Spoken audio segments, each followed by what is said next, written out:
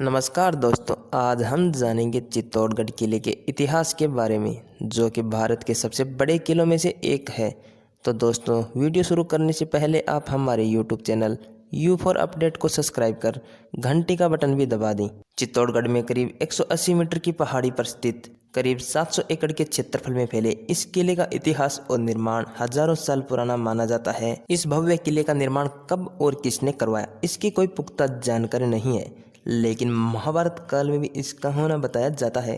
इतिहासकारों की माने तो इस विशाल किले का निर्माण मौर्य वंश के शासकों द्वारा 7वीं शताब्दी में करवाया गया था। ऐसा भी कहा जाता है कि स्थानीय कबीले के मौर्य शासक राजा चित्रांग ने इस किले का निर्माण कर इसका नाम चित्रकूट रखा था। इसके अलावा एक किंवदंती के अनुसार इस किले को महाभारत के भीम ने बनवाया था। वहीं भीम के नाम पर भीमताल, भीमगोड़ी सहित कई स्थान आज भी इस किले में स्थित हैं। राजस्थान के मेवाड़ में गुहिल राजवंश के संस्थापक बप्पा राव ने अपनी अदम्य शक्ति और साहस से मौर्य साम्राज्य के अंतिम शासक को युद्ध में हराकर करीब 8वीं शताब्दी में चित्तौड़गढ़ पर अपना शासन कायम कर लिया था और करीब 724 ईस्वी में भारत के इस विशाल चित्तौड़गढ़ किले की स्थापना की। वहीं इसके बाद मालवा के राजा मुंज ने इस दुर्ग पर अपना कब्जा जमा लिया और फिर यह किला गुजरात के महाशक्तिशाली शासक सिद्धराज जयसिंह के अधीन रहा। 12वीं सदी में यह चित्तौड़गढ़ का विशाल किला एक बार फिर गुहिल राजवंश के अधीन रहा।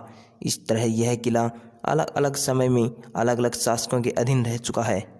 राजस्थान की शान माने जाने वाले चित्तौड़गढ़ के इस ऐतिहासिक किले पर कई हमले और युद्ध भी किए गए हैं, लेकिन समय समय पर राजपूत शासकों ने अपने अदम्य साहस का परिचय देते हुए इस किले की सुरक्षा की। चित्तौड़गढ़ किले पर 15वीं से 16वीं शताब्दी के बीच 3 बार कई घातक आक्रमण हुए। सन 1303 ईस्वी में अलाउद्दीन खिलजी ने इस किले पर आक्रमण किया था।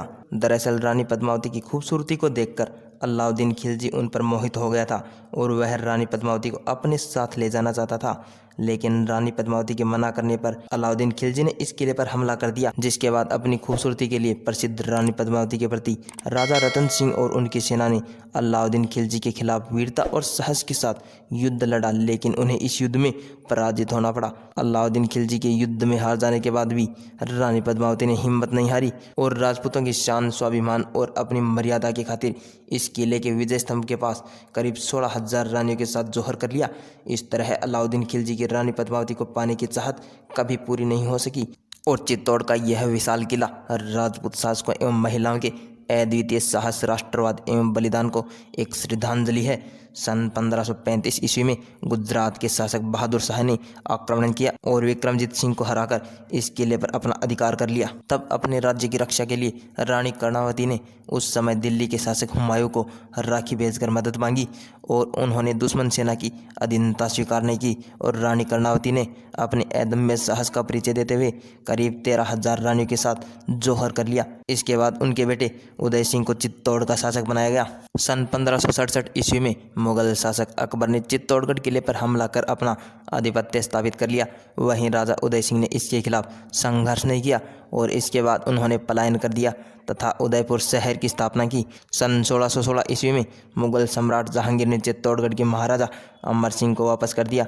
वहीं वर्तमान में भारत के इस सबसे बड़े किले के अवशेष इस जगह के समृद्ध इतिहास की याद दिलाते हैं।